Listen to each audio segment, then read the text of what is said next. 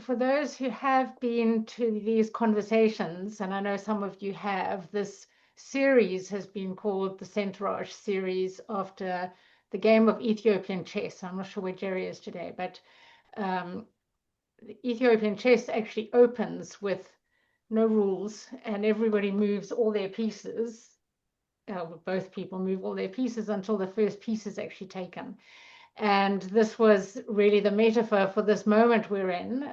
So the dialogues have really looked at aid, trade, philanthropy, and this one looking at innovative finance, and really just trying to make sense of what is happening.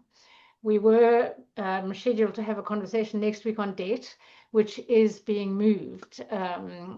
So you will all get a note about that if you have already registered. But for this one, I'm delighted to have Peter Lipman moderating and welcoming Patricia and Fred, who I will pin. I'm not even going to spoil the show. I'm just going to hand over to you, Peter, and I'll let people in as they come. Great, thanks, Tamsin, and welcome everyone. Lovely to see you all, those of you who I can see, and nice to know that you're here. If I can't see you, we can't see you. Tamsin, how do you want me to kind of talk for a bit, or shall we dive straight in? You still expecting a few people? Yes, we are, and there are. I see that there are people, but you can. This is being recorded, and but you can put the positioning however you. It's over to you. Okay, so I'm going to move straight into introductions. Fred Hache is a former designer of derivatives, and so someone who really knows the inside of the world that he now critiques, and has commented to me in the past that as far as he's concerned, the really useful financial innovation that he's aware of is the ATM. So we'll have to find out more from him as he speaks. He used to head the policy analysis team at Finance Watch, an NGO, which emerged to challenge the financial lobby, and then co-founded Green Finance Observatory, where he applies his insider knowledge to dissecting the mechanisms that we're told will help to save the planet, such as carbon markets, biodiversity offsetting, nature credits, ESG frameworks. He also teaches sustainable finance at Sciences Po in Paris, and continues to apply his insider knowledge to a real analysis of whether there's anything actually new or helpful about this endless stream of innovative finance tools. Patricia Miranda is bringing a view from countries where these innovations land, which often looks very different from the viewpoint of the designers of the innovations. She's the Global Advocacy Director at LatinDad, the Latin American Network for Economic and Social Justice. And she works in the so-called G processes, the groups of nations like the G7, the G20, the G77, where global economic architectures get refined. These are the spaces where debt restructuring frameworks and climate finance commitments and blended finance models all get promoted as solutions. And that's exactly what we're going to be looking at today. What is the true impact of these things in the countries that actually are forced often or have very little choice but to engage with them? As a regular voice in the UN Financing for Development spaces, Patricia watches the impact of these mechanisms, particularly for debtor countries. What do they actually do? Do they reproduce colonial dynamics, albeit in new forms? Debt for climate swaps, for example, which are marketed as win-wins, do they function as restructuring with new conditions? Do blended finance structures extract value through layers of northern consultants, lawyers, and intermediaries before any capital actually reaches communities? With Patricia as one of our discussants, we're going to get a very solid and informed view from the Global South. I'd also like to start by just thinking about the term innovative finance and wondering if any of you who've got access to the chat could put in a brief few words about what it means to you. Because as I came to think about this more and more, I couldn't work out what it really meant for me. So give everyone just 30 seconds to put something in the chat if they know what it means, or if they know what it means to them.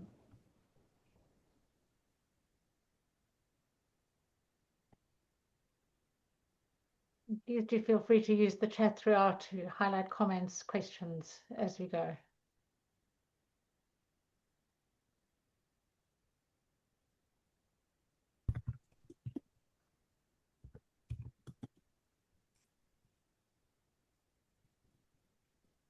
Less extractive than mainstream. Can you see that, Peter? Yeah, that's a nice one. I suppose we're going to ask both Fred and Patricia to comment on the degree to which that's true.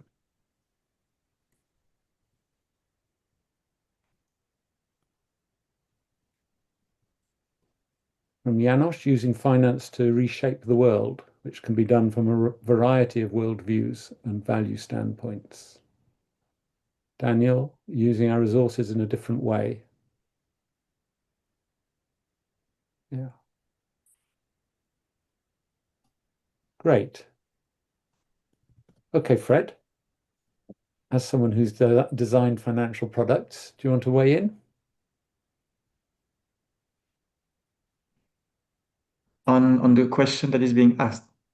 No, on your talk, but I thought you might Okay. pick up on the Sure. question. Well, thank you very much for inviting me, Peter and Tamsin. In some circles, I find that innovative finance mechanisms are regularly promoted as solutions to difficult policy questions. And for example, in my area of work, where I'm currently, I see that in the fight against climate change and biodiversity loss, financial instruments such as debt for nature swaps, which you mentioned, catastrophe bonds, or carbon or biodiversity credits seem to have had increasing political appeal over the past few years. And this raises important questions, including how innovative are these instruments really, but more importantly, innovative for the benefit of whom? And the broader question of why do we believe that innovation is always a positive thing? And whether financial innovation brings a genuine positive change, or is instead a way to distract from a lack of political ambition and to protect the status quo. And so from my experience, I could speak of currency derivatives, which is where I come from, and where some of my colleagues and I were trying regularly to sell to our clients innovative, tailor-made insurance products against currency fluctuations, but where the innovation almost always was aimed at increasing my profit without the client realizing it. Or I could speak about the Tropical Forest Forever facility, which is a contested innovative financial mechanism that will soon be launched at COP30. But I will speak now about biodiversity credits, which is one of the mechanisms I am currently working on, and yet another example of innovative finance mechanism applied to environmental policies. And though for those who don't know, biodiversity credits are defined as positive contributions to conservation, from avoided destruction to restoration actions. And crucially, they will likely be used in most cases as offsets. And biodiversity offsetting, well, the way I usually describe it is that imagine you're a company who wants to build an airport terminal on a flamingo habitat in the south of France. Well, you have three cases. The first case is classic environmental regulation, where the company will be told, all right, you cannot do your airport here, but you need to do it somewhere else. Second case is classic biodiversity offsetting, where the company will be told, you can do your airport, but you need to recreate a flamingo habitat within, say, 10 kilometers. Even though in reality, we know that we are unable to comprehensively recreate all the ecosystemic functions in most cases. And the third case is an extreme version of biodiversity offsetting, where the company will be told, okay, you can build your airport terminal, but you need to compensate by recreating a flamingo habitat or, under certain conditions, another type of habitat for another species, and not within 10 kilometers, but somewhere in the EU or somewhere in the world. And obviously, in the real world, this is not how it works. So, I mean, in the third option, in theory, you could recreate a habitat for bats in Greece or in Bangladesh and claim that you have offset the destruction of flamingos in the south of France. And in a way, this mechanism is similar to carbon offsetting, right? When EasyJet offers you to pay €2 extra to plant a few trees somewhere to allegedly offset the emissions of your flight. But it's infinitely more complicated because in one case you have six main greenhouse gases, and the other you have millions of species linked together by a very complex web of interdependencies. And that's another order of magnitude in terms of complexity. And the issue is that biodiversity offsetting is absolutely not new. I mean, it's existed for 4 decades, and so we have a lot of data on that. And and it's been a track record of mostly failure. And that's not really surprising because there's a scientific consensus on the fact that biodiversity offsetting is not possible in most cases because simply our scientific knowledge is very incomplete. I mean, we have only mapped 20% of species because the science of restoration is in its infancy and because it's incredibly long, complex, and costly, etc. And this is in addition to the fact that biodiversity offsetting will likely create the same issues as carbon offsetting in terms of taking place mostly in the global south and with related issues of land grabbing and human rights abuses, etc. And another issue is that financing conservation policy via private capital and financial markets will mean a privatization of conservation policies, which means it will introduce a profitability requirement. In other words, there could be an expectation that they need to be consistently profitable to be implemented in the future, and if they're not, they will simply not be put in place, which would weaken them compared to policies based on regulation. And so we already know that biodiversity offsetting and biodiversity credits are likely to be an environmental failure, just like carbon offsets before them. And so the question is, why are they being promoted? I mean, we know that this so-called financial innovation is not about addressing biodiversity crisis. It doesn't really make sense from an environmental perspective, and it doesn't really make sense from an economic perspective. So the main narrative, what I hear most frequently, is that the main reason that we fail to address the biodiversity crisis is because of a funding gap. There is not enough money for conservation. There is allegedly a 700 billion annual funding gap, and that it is too big for governments alone to close, and that consequently we need to reorient private capital. And we are told that the best way to do that is through the creation of a financial market on biodiversity credits. But if you look at all this narrative, you find that it's actually fairly biased and debatable. This is far from being self-evident. It's very politically oriented. So, I mean, first of all, the 700 billion annual funding gap could be closed by redirecting only a fraction of the existing subsidies to harmful activities, which are 1,700 billion annually, according to the UN. What that means is that the state could absolutely close the funding gap without increasing their budget deficit, without raising taxes, etc. Or in other words, there is absolutely no need for private capital. We can use private capital, but that's a political choice. That's very different.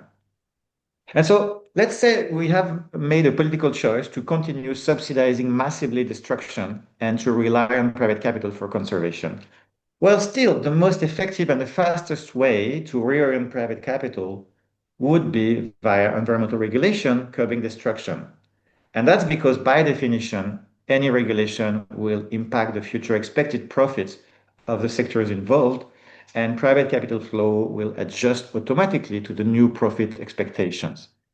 But even if we deem politically another political choice here, that environmental regulations aligned with planetary boundaries would be too coercive and we want to use only the carrot and not the stick, well, it would still arguably be much faster, cheaper, easier to do it through favorable tax or regulatory treatments rather than creating a whole new market infrastructure on a pseudo commodity. And so for all these reasons, creating a market on biodiversity credits is arguably the last and the least effective option if the goal is to address biodiversity loss. And so the real reason why we understand that this is being promoted is because this framing and the proposed solution achieve several things. First of all, they distract from addressing the real root causes of biodiversity destruction, from deforestation for agricultural use and urbanization to overfishing, to climate change and pollution. According to a recent report from the Lancet, food production is the biggest cause of the destruction of wildlife and forest and the pollution of water. And the solution is to cut food waste and to change diets to reduce progressively meat and sugar consumption in the global north. Well, this could be achieved, according to the same Lancet report, by shifting taxes to make unhealthy food more costly and healthy food cheaper, and shifting today's massive agricultural subsidies to healthier practices and more sustainable practices within agriculture. But if the issue is described as primarily a lack of funding for conservation, then there is no longer any need for such measures, right? So in a way, this is a way to depoliticize the issue and distract from addressing the root causes. And the funding gap framing also does not challenge existing paradigm, such as short-term growth, maximization, and competitiveness. On the contrary, it is fully compatible with them. And the framing also does not challenge existing power structures. On the contrary, it empowers private finance by presenting it as holding the solution and saying we need to cajole it so that it kindly agrees to reorient its flows. And this framing also has the benefit for its promoters to reconceptualize the role of the state from a sovereign actor passing environmental legislation to a mere supplier of legal framework and subsidies for private finance. And as for biodiversity offsetting, well, we know very well what its benefit for its promoters is. It helps maintain the social license to operate for harmful activities through the illusion that the issue is being addressed. And to be clear, I mean, there is very little appetite for to address the ecological crisis currently. That's a fact. But I would argue that these markets are not better than nothing, as you sometimes hear, but on the contrary, they are worse than nothing because they give the illusion that the issue is being addressed and they reduce public pressure for real action. And so, for all these reasons, I understand the political goal of biodiversity credits to be protecting the status quo for a few more years. And I mentioned it because I find it to really be a really good and interesting example of innovative finance hiding a lack of political action. And I will stop here for now.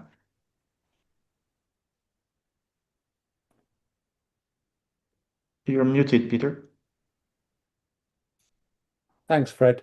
That was very clear. Just to ask you to generalize your very final point. You said biodiversity offsetting was an example of innovative finance. Have you come across other so-called mechanisms of innovative finance which are less structurally appalling?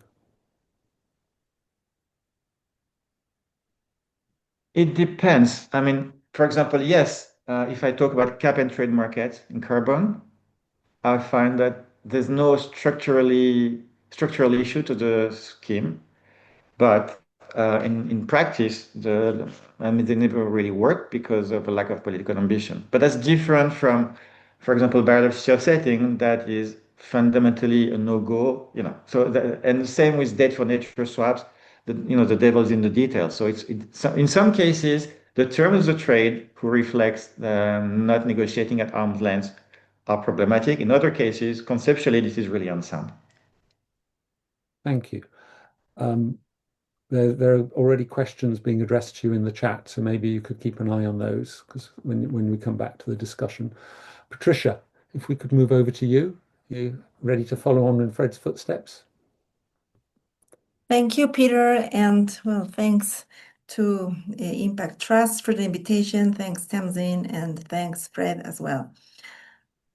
Well, I will address this issue for a more macro level, like financing for development or climate and ecological financing. And I would like also to pose another question, like why? Why are we talking about innovative financing? Is it because the current one is not working or it's not enough? We need more. It seems like we need more every year. And what for do we need it? So trying to also answer these questions, I would see it from where financing is coming from currently. And I see and I feel in the current global agenda is mainly from the public sector or the private sector. And this is in the top of several agendas. And why? Because there are no, what we hear often in several international arenas is that there are not enough resources to finance the Agenda 2030, which are international agreements or commitments in terms of specific goals on sustainable finance. There isn't enough money to finance climate crisis. And so where would the money come from if it's not enough? And the main answers are now relying on the private sector and how the private sector is able to close the financing gap, the current financing gap in the world. And I don't know if you've heard of this.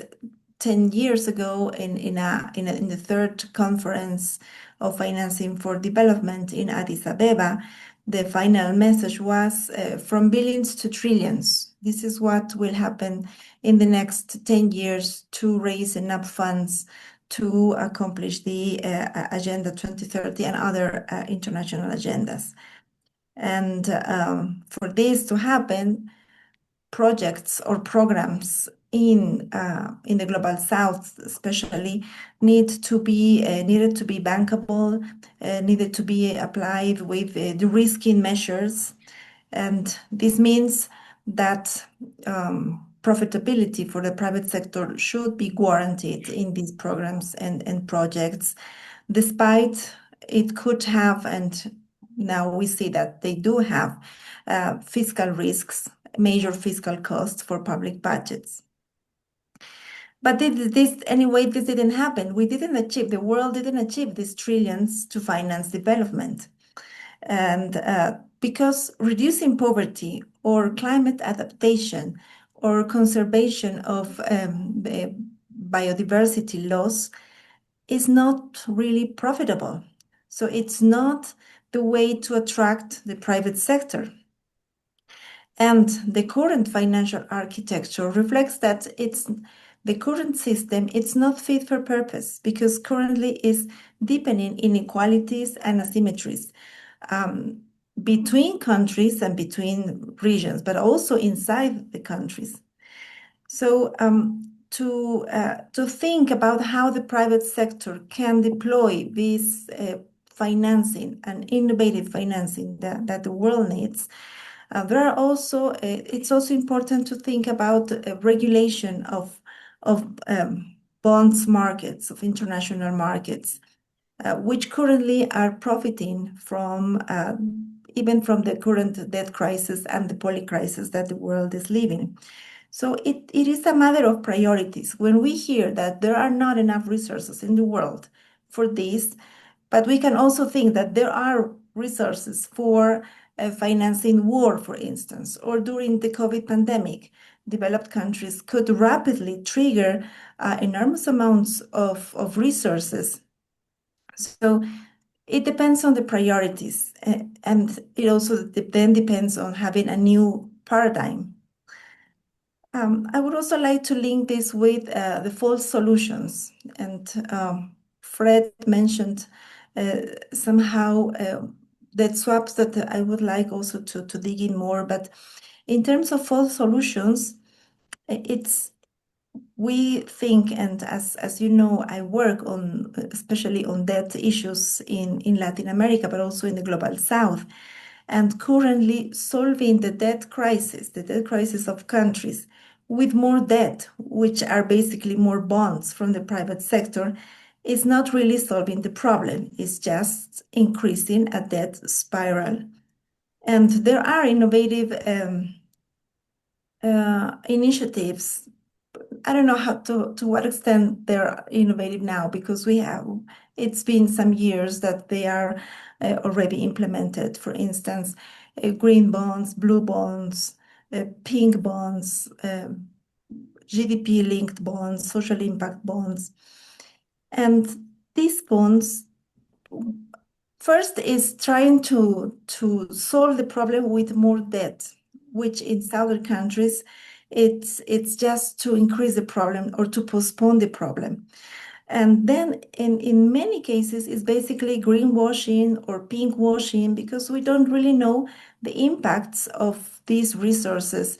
There are not enough parameters or measures to assess the impacts to see what is really blue, why this is blue. I mean, it hasn't been really a solution, but of course, as they are bonds, they need to have a profit, and this is something that our countries, try to guarantee and try to pay them.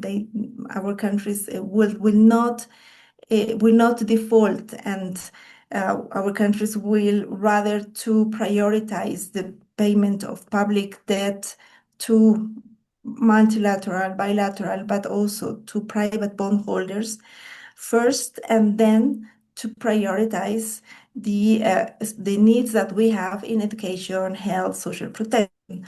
So in my region, for instance, 35% of tax revenues are used every year to pay the debt service payments. That this is external and domestic debt. So if you can imagine a cake where 35% we are using it to repay debt, this means also it's about almost 3 times what we spend on education, almost 3 times what we spend on health, and the same amount in social protection. Considering that after the COVID pandemic, especially the cost of capital, the cost of loans have increased, the bond markets don't have a regulation, credit rating agencies are not regulated, and all this system is making to have an increase of interest rates that countries in the global south are prioritizing to pay, whether we are in a context of crisis. And to finish this part of false solutions in terms of financing is the debt swaps. And debt swaps could contribute specifically to a project or a program because they don't have a large scale. I mean, they can contribute specifically to a specific program or project, but they will not solve the debt crisis. They will not solve the climate crisis because we had in Latin America in the recent months several debt swaps for nature. But now they are being also proposed to have to move further and to go for debt swaps for education, debt swaps for health, for food security.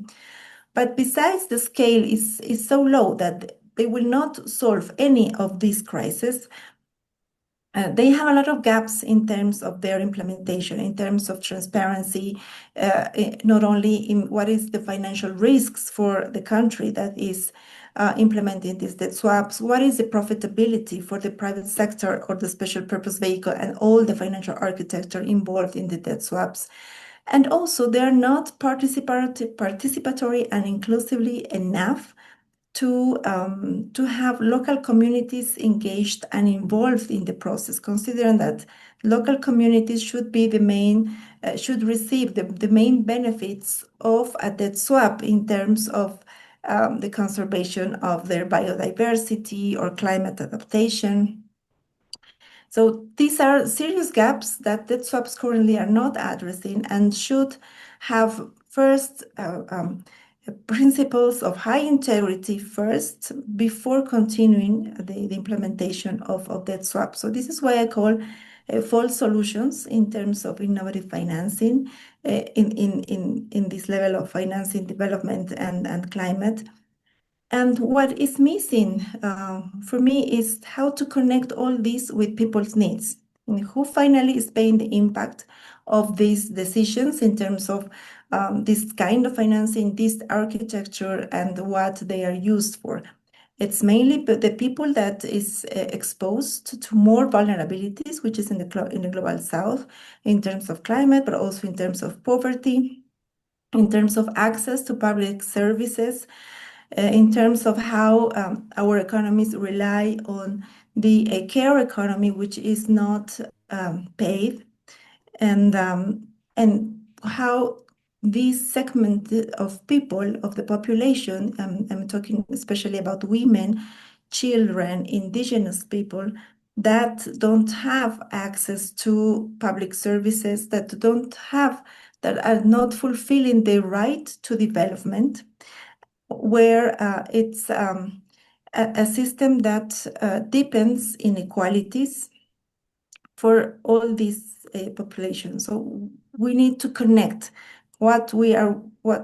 who will really benefit from this innovative financing. And in terms of solutions, to conclude, I work in a network of civil society organizations, but also networking with academia and in Latin America, but also in other regions, in the global south and in the global north.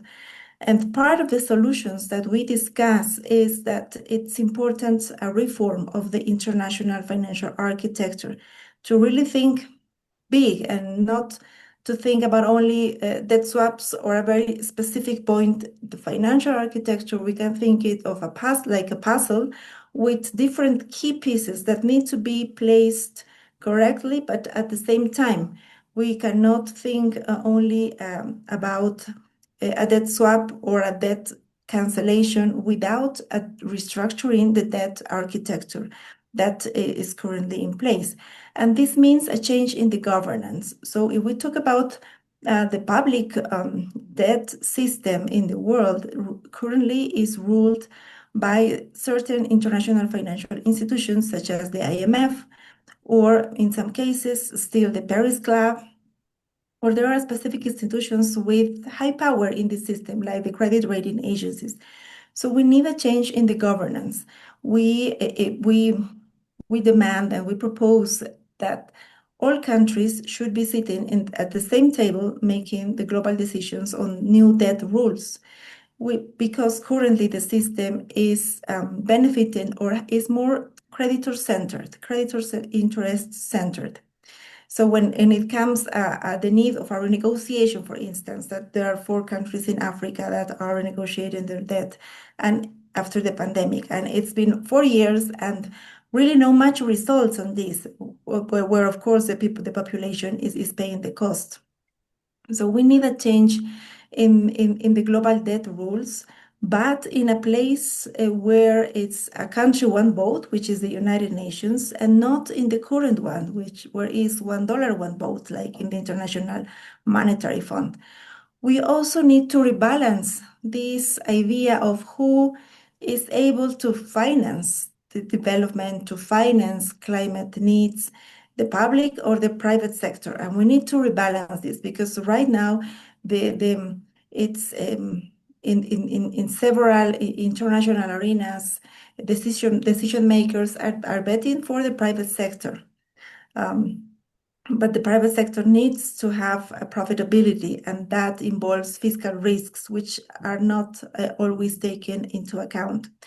But also there are other sources that could be more explored, and some countries in the global south, in Africa, but also in Latin America and in the Caribbean, some prime ministers or presidents have proposed the issuance of special drawing rights.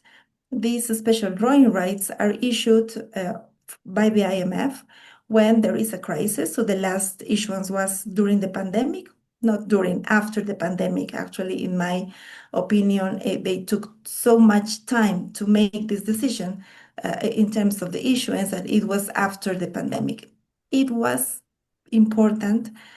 Countries could use these resources to pay vaccines, to finance their fiscal budgets. It's not debt, they don't have to repay it. It involves an interest rate if the country uses more than the quota that they have in the IMF.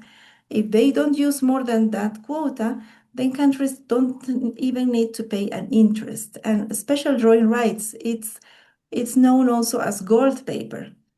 It's basically an accountancy transaction where instantly the IMF transfers to all countries, to all their members, these reserves to their central banks, and each country then can use this to strengthen their international reserves, but also for fiscal purposes. So this type of issues need to be more on the table to be discussed. What we also need is also that developed countries fulfill their commitments in terms of development assistance, in terms of aid, which is unfortunately not happening now, and it's going the other way around, but also to fulfill the climate finance commitments. In addition, there is also a high need of having progressive tax systems, not only in our countries in the global south, but also to tackle illicit financial flows. And I saw in the chat wealth taxes, and this is also on the table, and there is a process in the United Nations where we expect that one of the results could be and it's something that is being discussed in the G20 as well in terms of wealth taxes. But we need more. After this discussion, we need how this is going to be redistributed in the world. If we take the example of my country, I live in Bolivia, which is in the middle of South America, and we do have some sort of wealth taxes. But in my country, we don't have wealth people. So it's just the same as it doesn't really increases to match the tax collection. So we need to have a different approach, a global approach to have wealth taxes redistributed, and it can be used also to fulfill the several commitments that developed countries have with developing countries. I will stop there, and thank you so much. Thank you, Patricia. Thank you both. If I had to summarize, I would say we've had two people who specialize in international finance and the instruments that are used, basically saying that those instruments are not going to be sufficient or proportionate to really respond to the various crises, such as inequality, climate, biodiversity loss that we face, and that need to be really more political responses that question the current distribution of power and resources. When both of you talk to other finance industry insiders, maybe from the other side of the fence, from the people who are designing these products or trying to get them agreed, what do they say to you about your stances? So Fred, when you're talking to people inside the world, I mean, there's so much discussion and debate at the moment, for example, around the tropical forests forever faculty or biodiversity credits. What do the people who are actually designing them and trying to get them implemented say to you privately? So I haven't spoken with the TFFF designers, but when I spoke to people who promote this market, it's the usual combination of junior people are well-meaning and politically naive, and at the top you have a few people for whom it's just real politics and trade-offs, what you could call cynical, or so it's a usual mix. I guess, well, today actually I had a very good example. Earlier today I was in a public hearing on nature credits, and the co-rapporteur was a Finnish policymaker, and he was in favor of biodiversity offsetting. And I tried to understand why he would be promoting that. And his argument came down to, well, it's better than nothing. If Microsoft wants to offset the destruction and emission of his new AI data center by paying to restore flamingo habitat, is better than nothing, because there's nothing is the alternative. And I disagreed. I said, look, I don't think it's the case. I think it's worse than nothing on several counts. I think it's worse than nothing because, first of all, if you don't have this mechanism, probably you will think more closely of, do we really need to do that data center? Is it really how indispensable it is, etc. Whereas if you know that you have a mechanism like biodiversity credits, you'll be like, yeah, it doesn't matter, we'll offset it anyway. So it changes your attitude to destruction. So that's one thing. And it also reduces public pressure for action by claiming that the issue is being addressed. So for those who at the top promote this market, knowing what they're doing, they kind of hide behind the better than nothing argument. At the same event, you had an official from the European Commission who's well-meaning, I'm sure, and who's like, no, I'm against offsetting, but credits will not be used for offsetting. And I was like, okay, yeah, sure. Let's speak again in 2 years. But so it's, that's a usual mix. what I find is that people generally agree with what I say on the assessment. Then you have different power dynamics, but we have a shared assessment of the issues, etc., which is refreshing. If you speak to people at the top, generally they agree that this was not going to work, etc. I've had countless conversations with you. Thank you, Fred. And Patricia, a similar kind of question. I mean, you were talking about a fundamental restructuring of the power imbalances in our international financial governance mechanisms, which were, of course, set up by the creditor nations. For example, one country, one vote at the IMF. How much appetite is there behind the scenes amongst the debtor nations to kind of band together to push for this? Because people have been asking for more equality and justice in global North, global South relations for a long, long time. What do you see any positive developments around global South solidarity in the face of these debts? Well, it's the debt. Debt is a political issue. Besides, it is a source of financing. All countries use debt to finance their budgets, and by all countries, I mean developed countries as well. And this is another topic, but it's countries that have more than 100% of their GDP of debt. But for the global South, it's still also a relation of power between creditors and borrowers. It's still a colonial relationship. And in my region, and in others, because the global South is mainly, it relies a lot on extractive industries. So there is a strong relationship between climate, debt, and extractive industries. Because while we need to repay a loan, we extract more from our natural resources, causing more damage, more climate damage. And to solve that, we need to ask for more loans to resolve that. So this is the vicious circle that we find, and 80% in the global South and more than 80% in Latin America of climate financing comes from loans. So there is a colonial relationship, there is a power relationship, there is an interest to keep us as the commodities exporters, to change our productive matrix has been really a challenge in the global South. So going straight to what you ask in terms of what debtors countries say. First, there is the big power that international markets have, which is big private sector that buys our sovereign bonds. And there is a real punishment for a country if a country wants to renegotiate their debt, or a country says, I'm close to a default, I need a debt relief. There is a really serious and high punishment from international markets for these countries. So countries are so afraid to do this that they would rather to cut social expenditures instead, and what all that implies in terms of decent jobs and so on, before taking the courage to say, I cannot pay the debt now, especially when interest rates are so high. There are countries in Latin America that are paying 9%, an interest rate of 9%, which is really high. It's very expensive.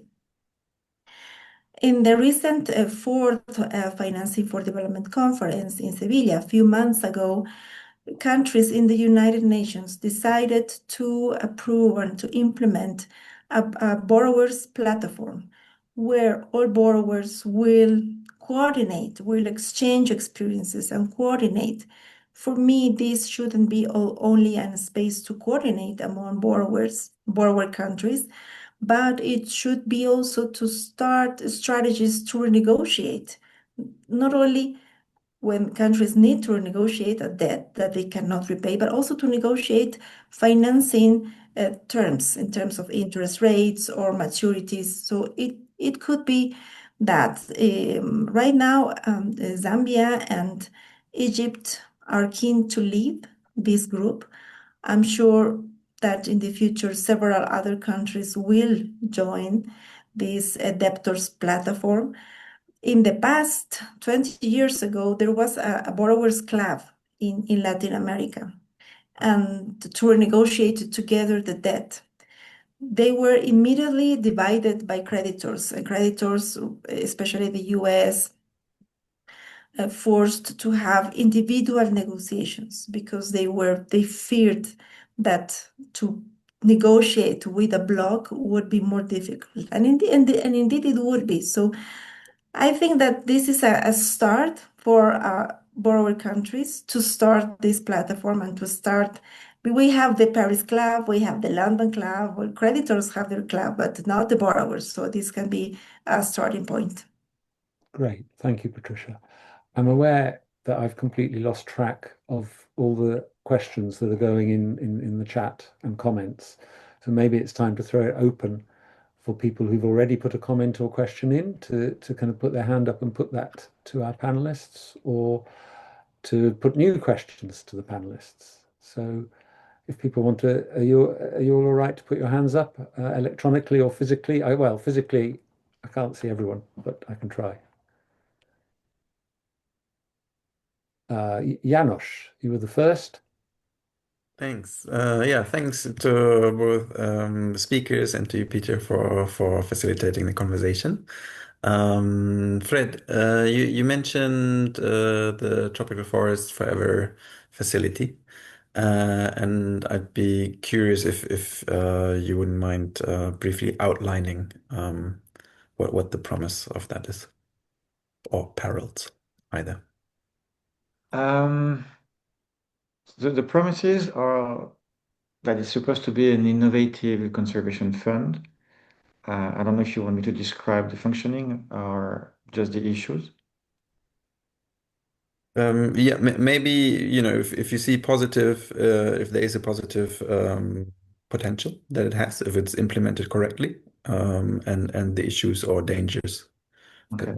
No, I see mostly, I mean, for me, I see three main issues with it. This fund provides conditional funding for conservation, conditional upon financial market conditions and fund manager skills and growth, etc. I don't think it's appropriate to the emergency we're facing, and I don't think it's very generous. This fund, and that's my first point. This is really not very generous fund. I mean, in a way, there's a marketing gimmick because everybody's talking about the headline 125 billion. When in fact, what you look at what sponsor countries actually contribute, they'll probably contribute what, 2-3 billion each, which is really fairly not really much. So that's one concern. And the other concern is that it's based on an assumption of free lunch. That is, you can invest in some riskier assets and somehow earn return consistently for that, which means that basically the market is unable to price correctly the risk. I mean, the problem is that you could generate stable funding for conservation from betting on financial markets is saying there's free lunch in the market, which is not the case in general. So that's kind of a very weak assumption. And also the data used to model it is fairly poor. But it's a really good example because in my view, this is a way of innovative finance being used to make some governments or countries appear to be doing more than what they're actually doing. And also to distract the conversation from other issues. For example, Brazil appears to look good with this fund, and nobody's talking about the fact that it granted, I don't know how many new oil drilling licenses near the Amazon only a few months ago. So this is a good example of distraction, in my view. And I want to also answer some of the questions that were written in the chat on that. And one question I saw that was, is innovative finance, how can it shift power balance? And I don't think the goal of innovative finance is to shift the power balance. It's merely shifting payout structures, but it doesn't change the power balance. In fact, it's frequently used to depoliticize issues. And whereas politics is at the core of it, at the end of the day, we're talking about arm wrestling between different interests who want different things, right? And innovative finance is merely scratching the surface and not addressing the underlying political issues. There was this really good academic paper published a few years ago, and of course I'm biased because I was one of the co-authors, so I need to disclose that. But what was interesting is that this paper asked the question of what explains 30 years of failure to address climate change. And he asked experts from various disciplines. And what I found interesting about it is that there was a red line that emerged from all disciplines. And essentially it said, it's not a question of lack of awareness of governments. Governments have been aware for decades. And it's not a lack of solutions. We know the solutions. It's only a question of vested interest and power dynamics. And I fully agree with that conclusion. It's all there. It's only, and so for me, the solution is what Patricia was saying. The solution is raising awareness and organizing. That's the only way you shift power balances and you achieve different outcomes, not through playing around. And innovative finance is like designing a new lottery game, you know. Maybe you need to scratch that card instead of that card to get the payoff, but at the end of the day, it doesn't change much. Thank you, Fred. I'll come to you in a moment, Walter, but I just want to put a point to both Patricia and Fred, because listening to you, I kind of end up with the conclusion that if finance, an instrument, really was innovative in the sense of redressing the power balance, it wouldn't be allowed by those vested interests. So, for example, a significant Tobin tax, which could make a real difference, presumably. Can you think of any really power redressing financial mechanisms that have been implemented over the last 20 years or so, either of you?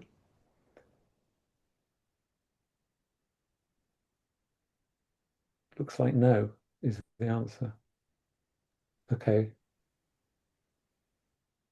Yeah, well, that speaks for itself. Over to you, Walter. I'm glad you've been asking this. In fact, I'm a bit jealous that you've asked me this question because I had a very similar one.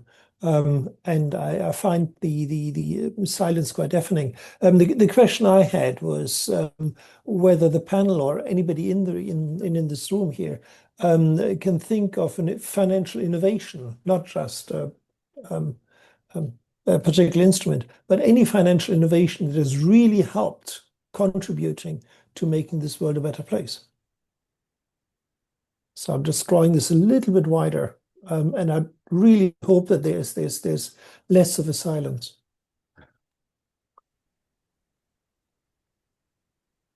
Some Maybe instruments. I can start. Oh, Go on, Patricia. thank you. Well, I think I mentioned it briefly, but I think for me the most sustainable and fair way to finance development and climate needs is through a progressive tax system and to increasing, because why countries in the global south need to increase their debt levels is because they don't have enough tax collection. And illicit financial flows, for instance, are more than 10% of our GDP. So this will be a game changer, but it will take some years. It's now under discussion in a process within the United Nations with the UN Convention Framework on Tax, but it will take some years, at least 5, to start. And hopefully, because all those 5 years involve, of course, negotiations, and it's negotiation between the North and the South, or maybe between the G7 and the rest of the countries. So it will take years. Then the other one that I mentioned is the special drawing rights issuance. And the regions that use it more were Africa first. Most of African countries used these resources after the pandemic. And then the second region was Latin America.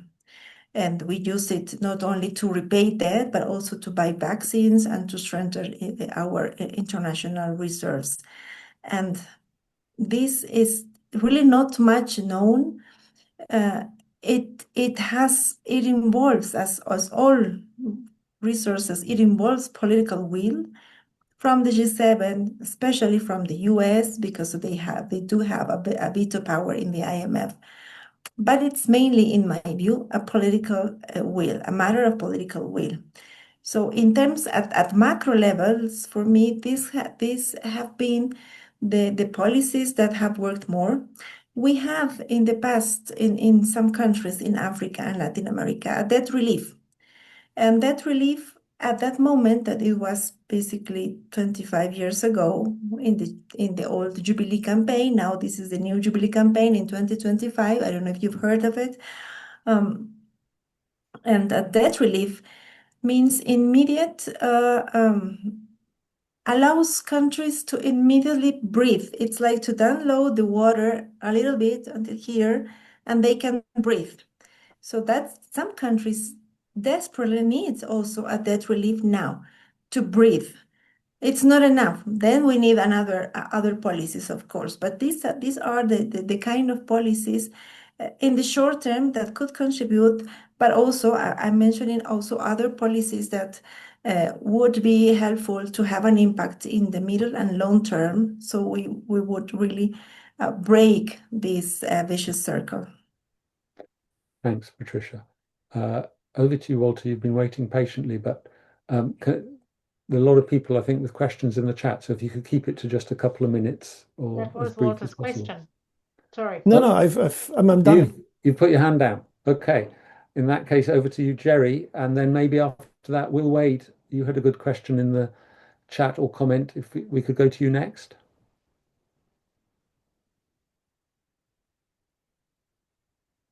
Jerry, you're on mute. Sorry. After those two rather depressing interventions, and I'm wondering whether we should be talking about innovative finance at all.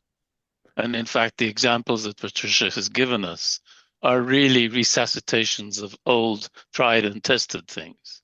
And I'm just wondering whether we shouldn't be essentially calling the whistle on everybody who talks about innovative financial tools and actually begin to talk about things that are actually going to make a difference, or things that can allow people to breathe, as Patricia has just said, to at least regroup and rethink as this crisis becomes more intense. I'll stop there. Thanks, Jerry. You're reminding me of reading David Graeber's Debt, 2000 Years, and how common historically jubilees were every 7 years, all debts forgiven. Interesting. Will, over to you. Thanks, Peter. Sorry, could you say which question or which comment in particular? I didn't think I was making any good contributions, so you surprised me there. Tamsin highlighted one, me, and it shot past me because I was chairing. You asked a question early on about what is the core of the dysfunction. Do you want to talk about that? Yeah, I can go back to that. I think it's become pretty clear from the conversation, but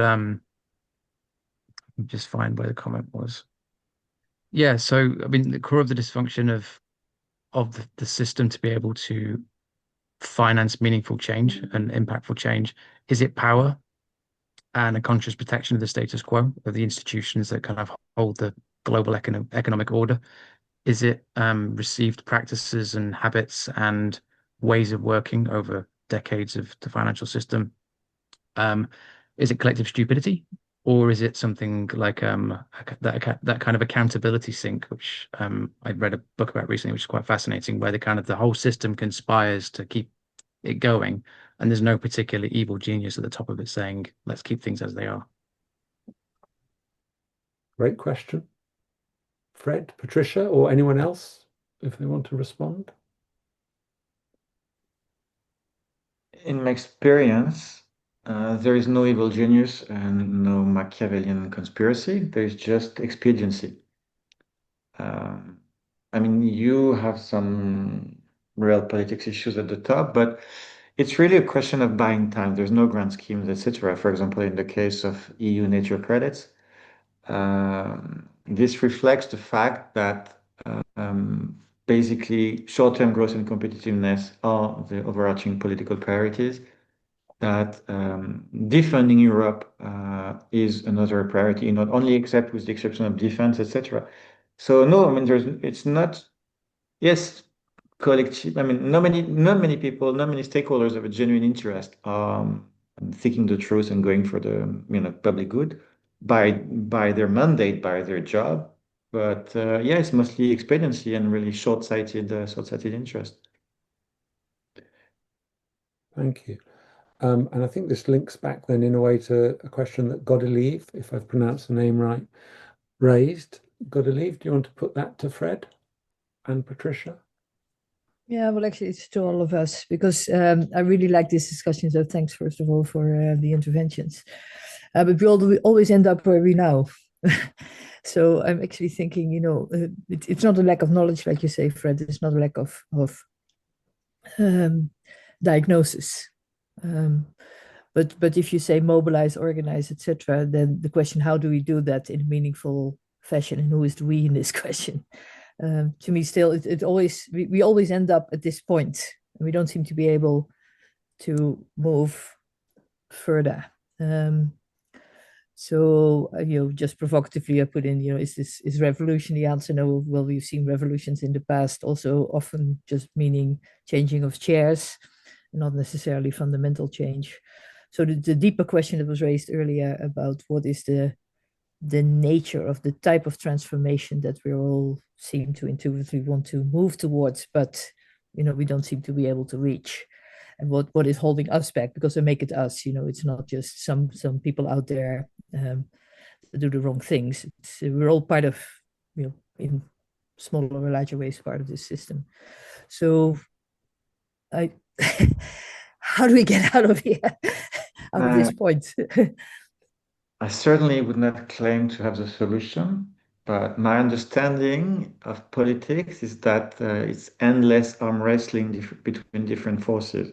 And in some cases, one side wins more, and in other cases, you push back and you win back for a while.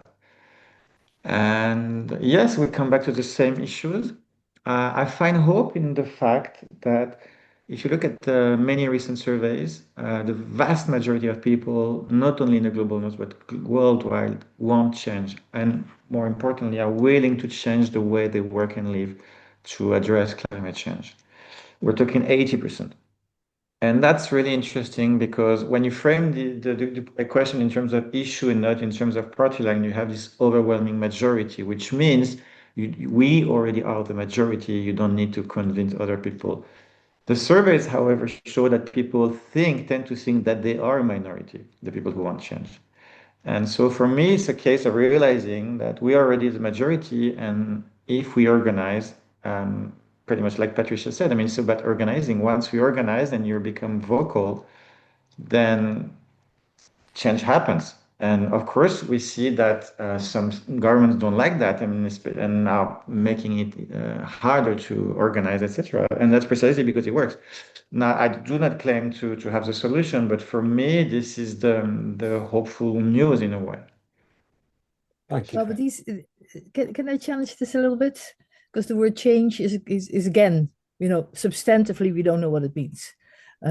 So many political campaigns all over the world are held in terms of we want change. If you ask people, do you want change? Yes, I want change. But what I think is the hardest is to get to the depth of if you say the change has to be towards more just, more sustainable, fair ways of living together. If that is the change that we want, then still, I think a lot of people have different ideas about what their own implication in all this is and where the problem lies, etc. So I've been in politics myself for quite a while. So for example, in the case of the biodiversity crisis, which is the topic I work on, yeah, we know what change means, and change. For example, there was the Eat Lancet report that was published recently. And it showed that if you want to address the biodiversity crisis, the biggest thing we can do is to change our diets. Because the biggest driver of destruction of biodiversity is deforestation for agricultural use, and agricultural use not to feed us, but to feed cattle. So if we change our diets and we cut food waste and we shift harmful agricultural subsidies to good practices, that's a very specific, concrete change Then we address to a significant extent the biodiversity crisis. We help with climate change, we help with water pollution, and we contribute to social justice, for example. That's one example in that field. And in general, in my experience, it's not a lack of solution that is holding us back. It's more uh, political pushback, and media ownership, amongst other reasons, is one example. But could it still be, and this is, sorry. Got to leave, just because Samantha's waiting, but you might want to have a look at the global Green New Deal work that War on Want are coordinating, bringing together global South responses and looking for a just transition along exactly these kind of multidisciplinary lenses. But so we all know there are attempts people here to pull together these frameworks. I'm sorry. I'm going to turn over to Samantha now. We need to be more fierce with ourselves, and especially people with gray hair in this room, because we've been here since the 70s. All these, we're all in different ways implicated in all these systems and all these ways of thinking, and we don't seem to be moving beyond the point of ever clearer diagnoses. And we do connect, etc. But meanwhile, as we speak, the shock is going on and is getting worse and worse. It's not moving in the right direction. So this kind of discomfort, which I feel very strongly, I think we need to share. Not only share, we need to use all our talents and power and energies to actually move out of the comfort, even the comfort of saying, well, we have nice reports, nice committees, nice whatever. It's not good enough. And as we speak, we create new problems. The AI revolution, which has an ecological footprint, is from here to Tokyo. And so we're putting out fires there. We're not doing something here. We don't think rightly enough. Very enough. Important point, very clearly put, but I am going to move on to Samantha now. Thank you.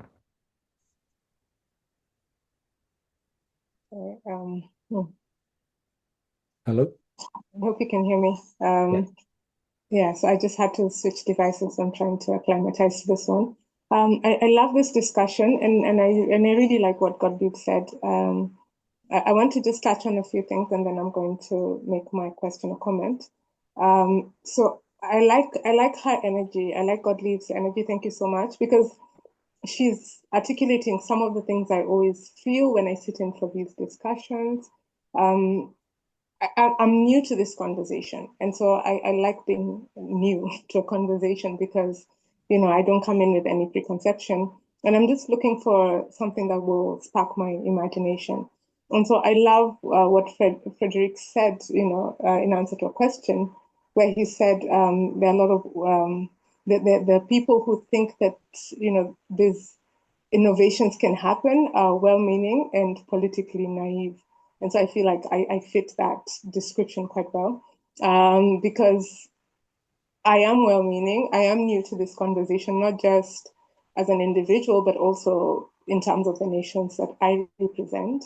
I'm based in Africa, and we are largely a youthful continent. And so we have about 60 to 70% youth, and we are well-meaning and we are politically naive, and we don't see it as a barrier.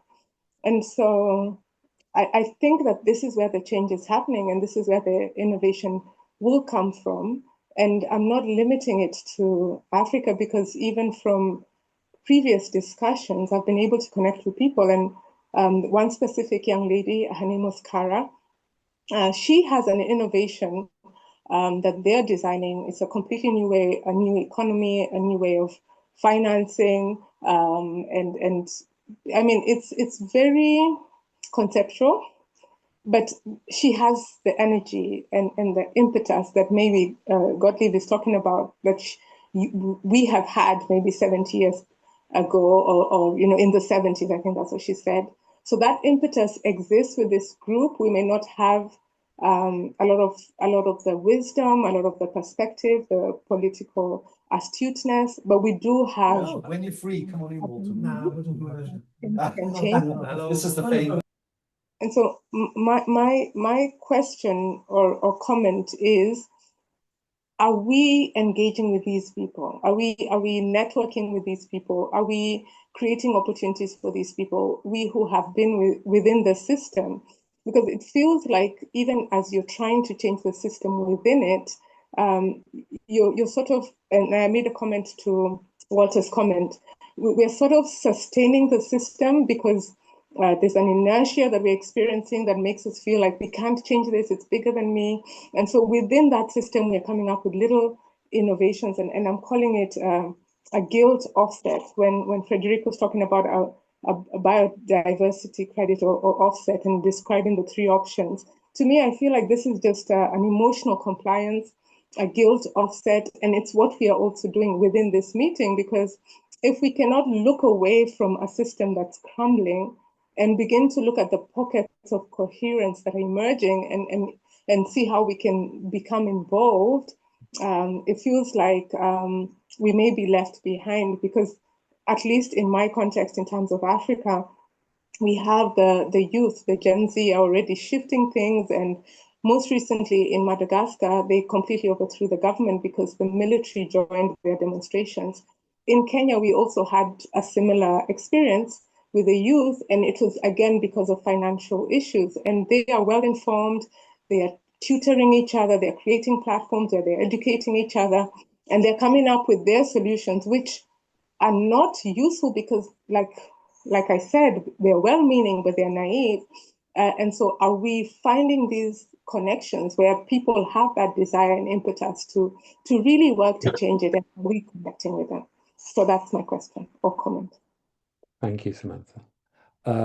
Great for everyone to chip in, but I thought in particular, Patricia, given what you were saying about debtor countries seeking to organize and work together, what are there things that you could think of that people on this call could do to support that process, to enable the debtor countries to resist better the pressure they're going to get from the creditor, institutions, companies, and countries? Well, thanks, and also thanks for this discussion. I think it's very rich, and the chat also is very rich.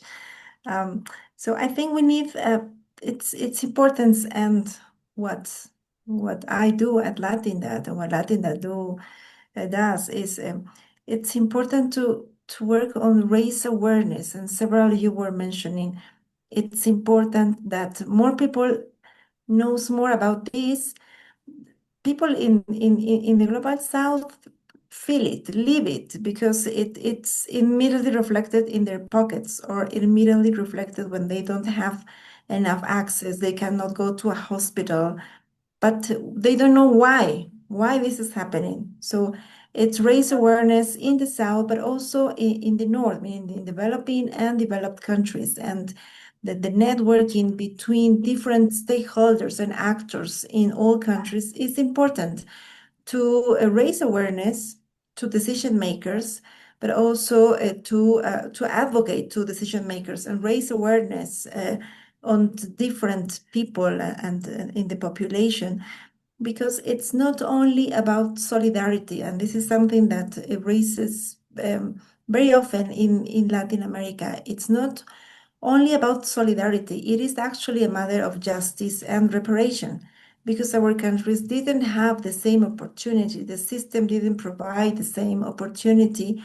to have the same kind of development. And what in other arenas it's called the common but differentiated responsibilities, for instance, and this needs to be raised. I've been in the IMF annual meetings last week, and one of the messages that the IMF provided was there isn't money, so you need to do more with less. And this is not what our countries, of course, are expecting for, because we know that there are resources. So it's also a matter of political will, a matter of priorities, and all this work in terms of raising awareness, not only with civil society organizations, with population in general. There are gender groups, indigenous women groups. Academia is very important to make this linkage with academia, but also with parliamentarians, for instance. There are several stakeholders that need to be on board, and not all of them have access to data or to some kind of information. Some of that was provided here, but there is so many information that it's not getting to many people. And so that is one thing. And another message that we received, and this was by the European Union in a meeting I was in Colombia some weeks ago, and it is, you are in the driving seat. The Global South is in the driving seat. You can do whatever you want. We are not going to interfere. You are in the driving seat. And at that time, I had the opportunity to say it doesn't matter if countries in the Global South are in the driving seat when they have not been part of the designing of the roads and the traffic lights laws. So we need a reform. We need not only in terms of the governance, but we need reforms. And some were saying, but we talk about this all the time, what we are talking about. And I've been listening so often lately. We need a reform of the financial architecture, period. And that's it. Then we need to move on explicitly. What do we mean when we say a reform of the financial architecture? Some of these issues are about debt, which is something that I mentioned today, but there are other pieces of this financial architecture that need to be changed, and that is what we need to be discussed in depth with proposals and to decision makers. So I think you are in a position to amplify this analysis, this data in your countries, in your ecosystem, and I think that would be an important contribution. Thank you. Thank you. Open to other questions or comments? Randy, I see you've joined us. You had questions about economic growth, I think. Do you want to put your point, even though you've only been able to join late?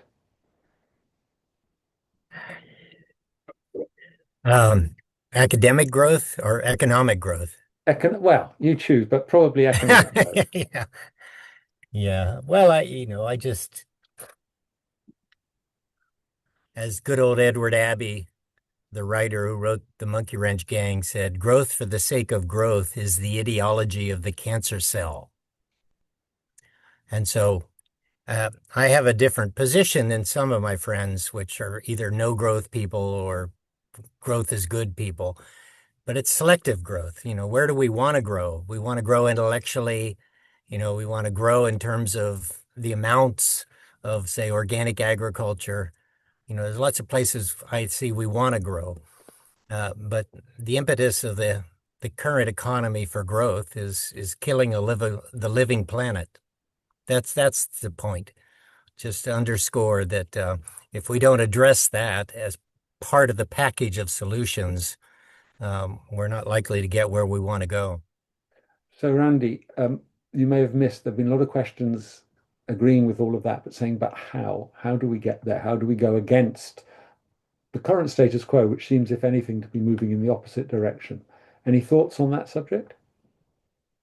Well, I've been thinking about bioregional economies from the standpoint of not so much just getting more renewable energy systems or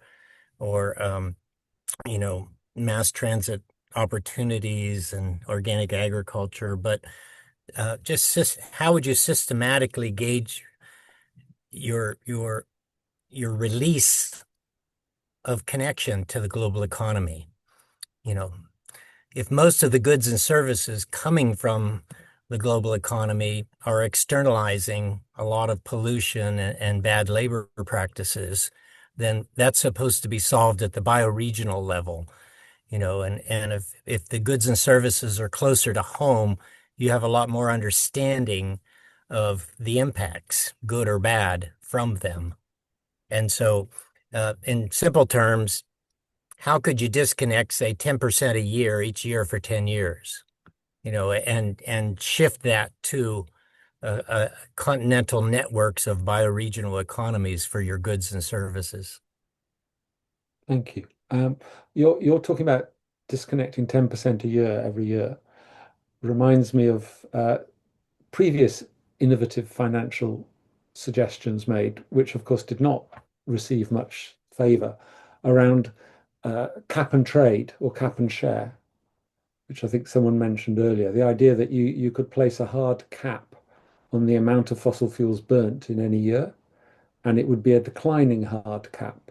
And you would sell the entitlement to burn fossil fuels, and you'd use the money then to finance a whole bunch of other things. Has anyone else got any experience with such sorts of schemes or ideas and how they could actually be used? Because it's always sounded like a really logical thing to me. Just say the amount burnt this year in 2025 is the maximum, and we have to go 5% less next year, and we'll distribute the credits from we'll use the money from selling credits, allowing you to burn fossil fuels to actually undo some of the damage and start to build the new. Any thoughts from anyone on that? I mean, I'll just one little point, which is, had it been called cap and reduce instead of cap and trade, I think the public might have understood it, because putting a ceiling on bad activity and ratcheting it down each year is pretty simple and clear. But at the point it got to be trading credits, then we lost the public. Thank you, Randy. Fred, you were about to say something. Yes, I mean, it's interesting you mentioned that, because for me, I mean, I've followed quite extensively the EU cap and trade market, right? And it's a perfect example for me of that the mechanism is not the issue, it's the political will. It comes down to that. Because if you look at what happened with the EU cap and trade, you find that the mechanism itself could have worked, that the emissions from the sectors involved have declined, but that's not due to the mechanism. That's due to the deployment of renewable energies and economic crisis. And my point is that even a mechanism that is sound like this one, right? The lack of political will has meant that for the past 20 years, there has been always been far more credits in the system than actual emissions. So again, it comes down to the mechanism is not the issue, in my opinion, it's the political will. And it comes down to the organizing, etc., yellow vest, etc. Thank you. I think we're coming close to our time, so just wanted to check whether there are any final questions or comments.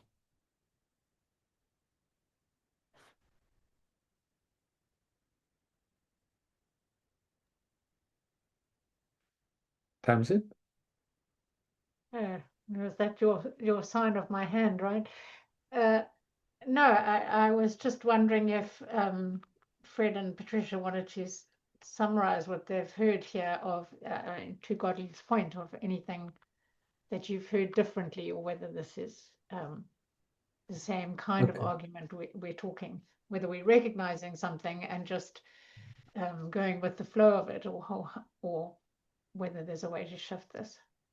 Okay, well, maybe Samantha's got her hand up. So quick comment from you, Samantha, and then over to Fred and Patricia, maybe to close things. Yeah, I think my comment is going to be quick, and I just want to build on what Frederic said around the political will. And I think this is something that we underestimate in terms of what democracy is and the power that we have as the people. And with the current situation in the US, I think this is a great example where you have the current president, and he is supported by a number of individuals from the private sector who have access to quite a large number of resources, and now with the political power are able to push their agenda. And so the reality is, in 4 years, he's going to come back to the people. He's going to come back and seek his candidate so that they can maintain that status quo. And that is the situation in all our countries that are democratic. And so grassroots engagement does shift political will. And so I feel like it's not something to be taken for granted, because the same way the current president in the US was able to secure that seat was through grassroots engagement with people who felt disenfranchised. And so I feel like we need to also just avoid too much elitism and elitist kind of thinking, and begin to find a way to bridge that gap between those people on the ground who do make decisions. So in our countries, because of the fraught political environment, if it's not done well, we can lose our countries. And so because of that inherent risk, the engagement with what we call, we have terms in Kenya, they call her Wanjiko. This is an uneducated woman who come election time is going to queue for her candidate and is going to vote. So that engagement with that individual, that person that you overlook, whether it's a young person or an uneducated person or an indigenous group, between now and the next election, if you're in the US or in whatever country you're in, how are you paying attention to what they're doing? How are you scaling it? How are you magnifying it? How are you creating that movement that come the time to elect leaders, that energy can be harnessed? Because political will is dependent on the people. Thank you, Samantha. Patricia, any final thoughts or comments? Well, I'm really glad to be part of this conversation. I saw some question or comment in the chat on why is different the treatment to Zambia in terms of Zambia's debt and the US. And this is just very brief to say that the rules are different.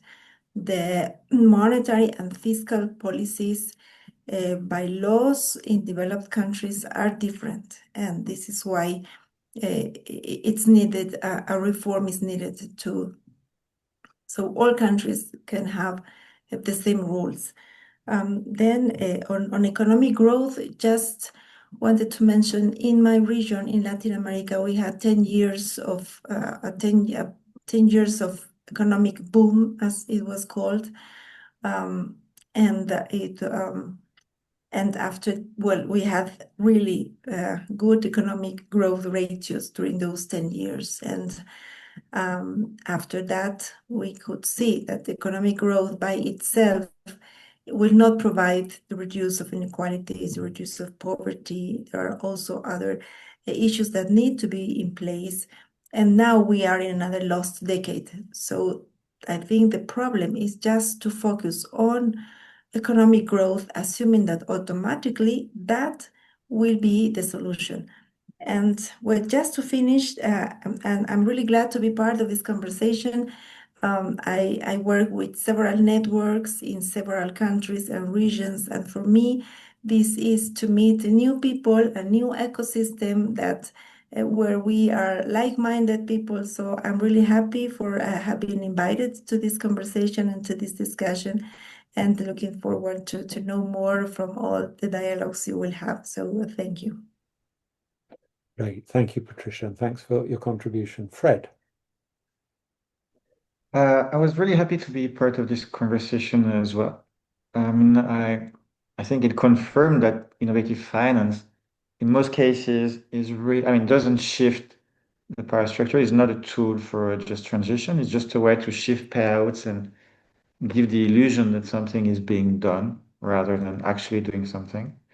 And it reminds me of Bruno Latour, Down to Earth. Basically, this is he makes the assumption of the secession of the elite essentially, and say basically all these new schemes are lullabies told to the orchestra to play on the Titanic while the leading classes are going for the lifeboat, except there's no lifeboats here.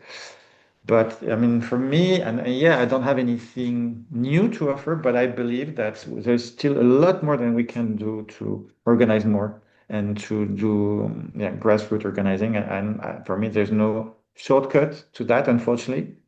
But I believe this is absolutely doable, and we can do more in that field. Great. Thank you, Fred. Tamsin, over to you.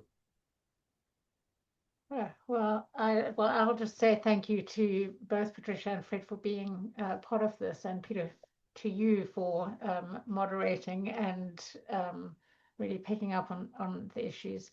I did say we will share the notes. The conversation on trade had a lot of similar echoes to this, so I've put the link in the chat.